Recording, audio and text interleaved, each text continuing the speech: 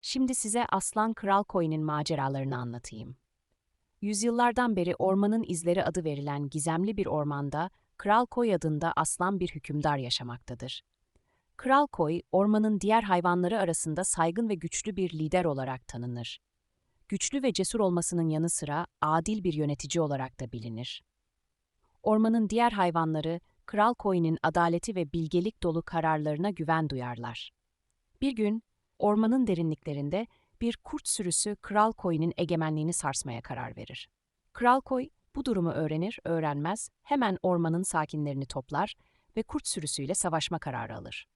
Ancak Kral Koy savaş sırasında yaralanır ve orman derinliklerinde kaybolur. Yaralı haldeyken Kral Koy birkaç dost hayvan tarafından bulunur. Onların yardımıyla iyileşir ve büyük bir zorlukla geri döner. Geri döndüğünde Kral Koy, ormanın diğer sakinlerine kurt sürüsünün